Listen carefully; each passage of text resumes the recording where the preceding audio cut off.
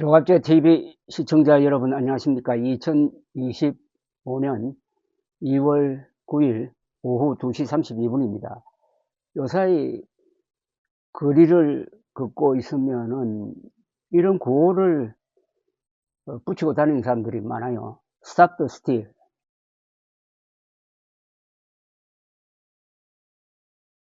여기도 태극기하고 성조기를 같이 걸어놨어요. Stop the steal이란 말은 표도둑을 중단시키자, 막자, 뭐 이런 뜻입니다. 표도둑을 막자, Stop the steal.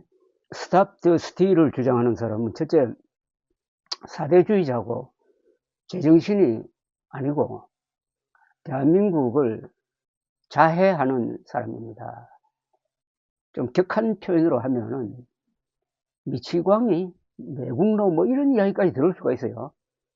아주 조심해야 된다는 이야기입니다. 그러니까 한국 사람이 스탑 더 스틸이라고 적어가지고 외국 기자들 앞에서 대한민국 명예를 실추시키는 거, 이거는 좌우를 떠나서 여야를 떠나서 막아야 합니다. 이건 강제로 막아야 합니다. 외국 언론을 통해서 세계를 향해서 대한민국은 부정선거하는 나라다, 말하자면 바나나 공화국이다 라고 악선전하고 있는 것 아닙니까? 이걸 방치하는 것은 언론의 자유를 허용하는 게 아니라 자유를 파괴할 자유를 허용하는 것입니다. 그와 같은 맥락에서 요사이 헌법재판소에 윤석열 대통령이 나오면서 치열한 공방전이 벌어지고 있는데, 이걸 총괄해 보면은 윤석열 대통령은 주로 부하들과 싸우고 있습니다. 자신의 비상계엄령 선포에 실무 책임자 역할을 했던 사령관들이 지금 대부분 구속돼 가지고 고생을 하고 있는데, 그 중에 몇 사람은 헌법재판소에 나와가지고 증언을 하고 있는데, 윤석열 대통령은 그 증언이 불리하면은 즉각 반박을 하고 있습니다. 자신에게 충성했다가 지금 완전히 신세를 망치게 생긴 부하들과 책임 공방을 벌리면서 싸우고 있는 대통령, 이런 모습을 우리는 일찍이 본 적이 없습니다. 그런데 문제는 싸우는데 윤석열 대통령이 거짓말을 하고 있다는 사실입니다. 중요한 대목에서 거의 거짓말을 하고 있습니다. 나는 절대로 인원이란 말을 쓰지 않습니다. 인원을 끌어내라고 했다는 그 곽종건 전 특전사령관의 주장을 아주 비판을 했는데, 그 발언이 진행되다가 한 1분쯤 지나니까 자기가 또 인원이라는 말을 서너 번 쓰고 있었습니다. 그런데 윤석열 대통령은 그 문제에 대해서 전혀 뭐 양심의 가책이라든지 앞뒤 모순에 대한 곤혹스러움을 보이지 않고 있습니다. 이분은 거짓말 하는 데 대해서 양심의 가책이 없는 것 같아요. 그리고 논리 모순에 대해서도 아무런 갈등을 느끼지 않고 있는 것 같습니다. 지난 그러니까 1월 15일이죠. 체포되어 가면서 남긴 국민께 드리는 글에 보면은 부정선거의 증거는 차고 넘친다. 완전한 부정선거다. 지난 4월 총선이. 그리고 여기는 외국 세력이 개입했다. 대통령으로 할 수 있는 최대치의 이야기를 해놓고는 헌법재판소에 가가지고는 그게 아니고, 증거가 있다는 게 아니고 그냥 의심이 있어가지고 군대를 한 분 보내서 점검하도록 했다는 취지의 이야기를 합니다. 천당과 지옥을 가르는 그런 말바꾸기인데도 그냥 막 편하게 이야기합니다. 편하게. 그러면서 김용현 장관을 시켜서 군대를 선관위에 보냈다라는 결정적 실언도 합니다. 이 말이 얼마나 무서운 의미를 가지고 있는지 윤석열 대통령은 모르는 것 같아요. 군대를 왜 선관위에 보냅니까? 선관위는 헌법상의 독립기구입니다. 계엄령 하에서 국회와 선관위에는 군대를 보낼 수 없도록 되어 있습니다. 헌법 위반이고 계엄법 위반인 걸 모르는지 아는지. 자, 이런 윤석열 대통령에 대해서 뭐 일부 신문은 윤석열의 말도 일리가 있다, 그래서 헌법재판소가 아주 앞으로 판단에 곤혹스러워 질 것이다. 뭐 이런 이야기를 하는데, 그럴까요, 과연? 아무리 헌법재판관들이 보수 성향을 가지고 있는 분들이 있다고 하더라도, 윤석열 대통령의 비상계엄령 선포를, 이거는 합헌적이다, 헌법에 전혀 위반이 안 된다는 그런 글을 쓸 수 있을까요? 그래서 8대 0으로 파면이 결정될 것이라고 보는 이유죠. 그게 바로 이런 문제를 총괄적으로 쓴 글 하나를 제가 소개해 드리겠습니다. 선부는 자유기구가 류종열 씨인데, 대기업의 임원으로도 근무하시고, 특히 부정선거 음모론을 아주 세밀하게 비판한 분입니다. 조갑제 TV에도 이분과의 한 2시간 대담을 올려놓았습니다. 그거 들으시면은 부정선거 음모론에 대해서 반박할 수 있는 지식을 갖게 됩니다.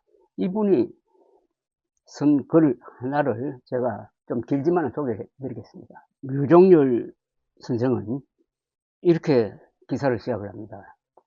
며칠 전에 쓴 글입니다. 어제 오늘 헌재에서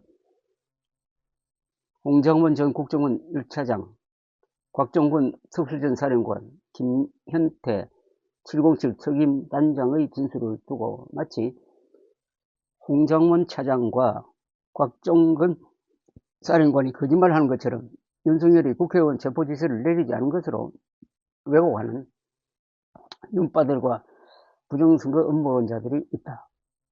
조선일보도 거들고 났으며 홍장원 메모가 신빙성이 없는 듯이 몰고 간다. 한마디로 개가 웃을 일이다. 먼저 홍장원의 진술과 홍장원의 메모와 관련한 내용을 살펴보자. 홍장원이 작년 12월 초에 발언한 내용은 지금까지 쭉 말해왔던 내용과 본질적으로 다른 것이 하나도 없다. 맥락이나 본질적인 내용이나 초지 일관 똑같았다. 그런데 정형식 재판관이 홍장원에게 왜 메모를 제대로 하지 않았느냐. 여인영 방첩사령관이 체포자 명단을 먼저 불러주고 그 이후 배경을 나중에 설명해 주었다는 것은 이해가 되지 않는다며 메모의 신빙성 문제를 삼는 듯한 질문을 했다. 특히 메모의 근거 요청이라는 내용에 대해 이상한 질문으로 국민들을 의아하게 했다. 야외에서 메모지를 꺼내 적는데 정자로 일목요연하게 메모할 수 있나? 그것도 대통령이 이야기하는데 받아쓰기 급급할 것이고 부당한 지시를 하는 것에 머리가 하얘지는 상황에서 정형식이 요구하는 것처럼 정서를 할 수 있느냐 말이다. 정형식은 그런 상황에서 홍장원이 쓴 메모 정도라도 할 수 있을지 의문이다. 여인영이 체포자 명단을 먼저 불러주고 배경과 경위를 나중에 설명한 것을 듣고 홍장원은 그대로 진술했는데 순서가 바뀐 것이 의심스럽다고 홍장원에게 따지는 것이 가당키나 하나? 급박한 순간에 이유와 배경을 먼저 설명하고 그 뒤에 체포자 명단을 불러주어야 정상이라고 생각하는 정형식이야말로 이상하지 않은가? 정형식은 두갈식을 모르는가? 핵심 메시지를 빨리 전달할 필요가 있을 때에 상사에게 보고하거나 글쓰기에서 많이 쓰는 방식이다. 비상계엄이라는 급박한 상황에서는 핵심 과제인 체포 명단을 먼저 말한 여인영이 잘못된 것도 아니고 그걸 그대로 진술한 홍 차장이 무슨 문제란 말인가? 만약에 여인영이 배경과 이유를 먼저 설명하고 그 뒤에 체포 명단을 불러주고 이를 들은 홍 차장이 그대로 그 순서대로 진술했으면 정형식이나 윤빠들은 그 급박한 상황에서 어떻게 배경이나 이유를 먼저 설명하고 나중에 핵심 사항인 체포 명단을 불러줄 수 있느냐고 또 트집 잡았을 것이다. 정형식은 또 홍장원 메모에 근거 요청이란 말을 가지고 시비를 걸었다. 여인형이 위치 추적을 부탁하고 근거 지원 요청을 이야기했는데 왜 근거 요청이라고 적어 놓았느냐고 따졌다. 세상에, 비상계엄이라는 급박한 상황에서 여인형의 말을 받아 적는데 근거 요청이든 근거 지원 요청이든 이게 무슨 차이가 있는지 모르겠다. 홍장원은 근거 지원이든 근거든 할 생각이 없었고 실제로 이행도 하지 않았다. 여인영이 홍장원에게 근거 지원만 요청했다고 하면은 윤석열의 정치인 등 체포 지시가 없었던 것이 되는가? 문제의 본질은 윤석열이 방첩사든 국정원이든 수방사든 정보사든 특전사든 예하기관에 정치인 등을 체포하라는 지시를 했느냐이지 군과 경찰, 국정원 간의 정보들이 오가면서 토시 하나 틀리지 않고 정확하게 전달되었느냐를 왜 따지는지 모르겠다. 정형식이 홍장원의 진술을 약간 신빙성 없어 하는 분위기를, 자, 이를 두고 윤석열도 고무된 듯 자신의 거짓말을 강화해 나갔다. 윤빠들도 홍장원이 거짓말한다고 공격하고, 홍장원의 진술이 사실이라는 것은 홍장원에게 체포명단을 불러주었느냐는 국회 측 변호인의 질문에 여인영이 아니다라고 답변하지 못하고 자신이 형사재판 중이기 때문에 답변을 할 수 없다고 한 것에서 알 수 있다. 만약 그런 사실이 없다면 여인영은 형사재판에서도 불리할 이유가 없으니 아니다라고 답변했을 것이다. 그런 사실이 있으니 헌재에서 아니다 했다가는 허위 증언에 대한 죄가 더해질 것을 우려해 답변할 수 없다고 말한 것이다. 그리고 여인영은 자신의 부하들에게 체포명단을 일일이 불러주고 체포 구금하라고 지시했다. 이는 김태우 단장 등의 진술에서 이미 확인되었다. 그리고 여인영이 김태우 단장 등에게 불러준 체포명단과 홍장원이 여인영으로부터 들었던 체포명단이 일치한다. 이는 뭘 말할까? 만약 홍장원이 체포명단을 여인영으로부터 듣지 않았다면 어떻게 14명의 이름을 정확히 알 수 있었을까? 홍장원이 물리적으로 멀리 떨어져 있는 여인영이 들고 있는 체포명단을 볼 수 있는 천리안이라도 갖고 있는가?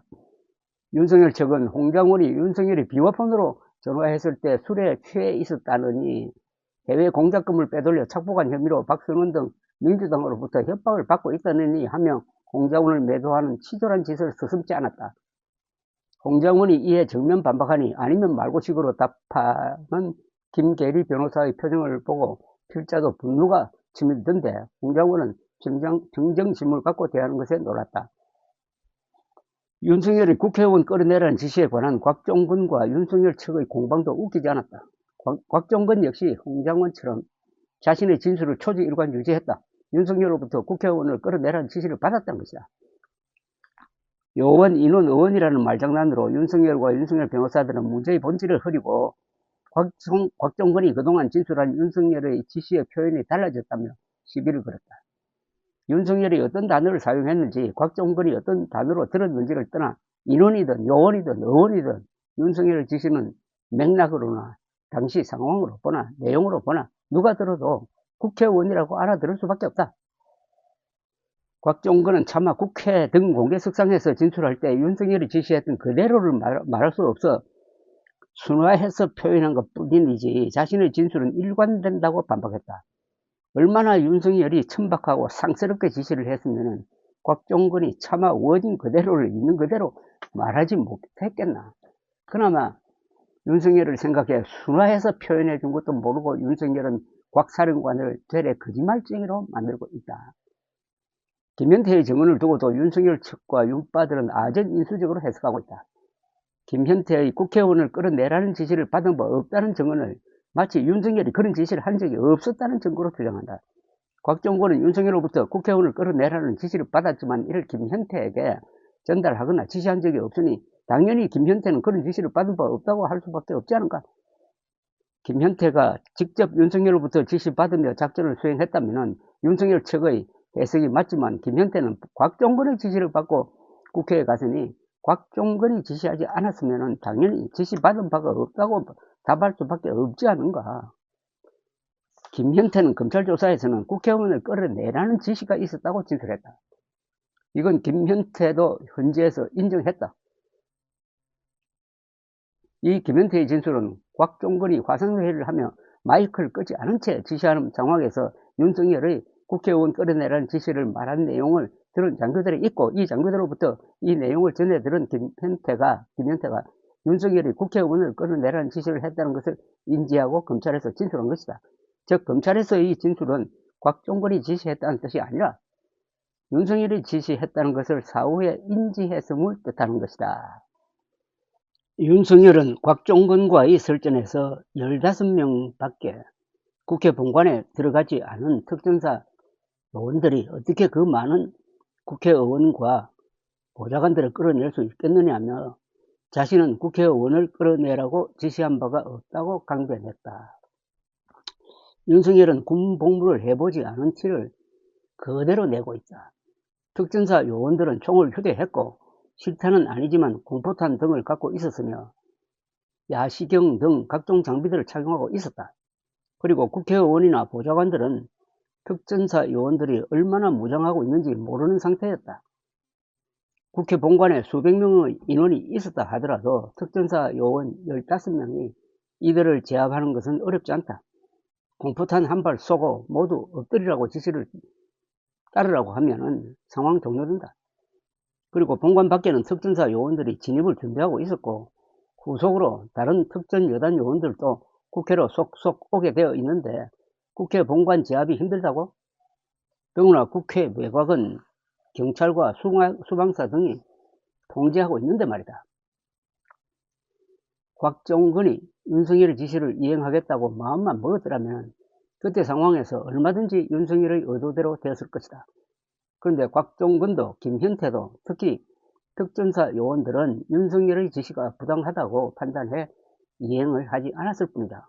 어찌 보면 곽종근의 그 순간의 판단이 대한민국을 살린 것이다. 곽종근이 윤석열 지시대로 이행했으면 국회가 비상계엄 해제도 하지 못했고 설사 비상계엄 해제 결의에 성공했더라도 국회의원들이 모두 붙잡혔다면 계엄은 지속되었을 것이고 선관위를 급습한 방첩사와 정보사도 원래 계획대로 선관위를 털고 선관위 직원들을 체포, 구금하여 부정선거 증거를 조작해 만들어냈을 것이다. 그랬다면 국면은 완전히 바뀌고 이에 저항하는 민주시민들의 피를 불렀을 것이다. 그 다음 상상하기도 싫다. 홍장원 헌재에서의 증언이 끝나고 기자들의 질문이 있자 이렇게 사실을 말하는 것이 어려울 줄 몰랐다고 소회를 밝혔다. 필자도 홍장원의 심정을 100번 이해한다. 윤석열과 그 변호사들은 치졸하기 짝이 없었고 윤석열은 자신이 한 일에 대해 발뺌하며 자신의 지시를 이행하려 했던 사람들에게 책임을 전가하는 뻔뻔함을 보였다. 필자는 진작에 윤석열을 인간 취급하지 않았지만 저 정도로 인간 말종인 줄은 몰랐다. 필자가 특히 우려되었던 점은 일국의 대통령도 헌재에서 저렇게 거짓말을 예사로 하며 자기를 지키려 하는 것을 보고 일반 국민들이 앞으로 경찰이나 검찰에서 조사를 받을 때나 법정에서 진술할 때 과연 어떤 자세를 취할까 하는 점이다.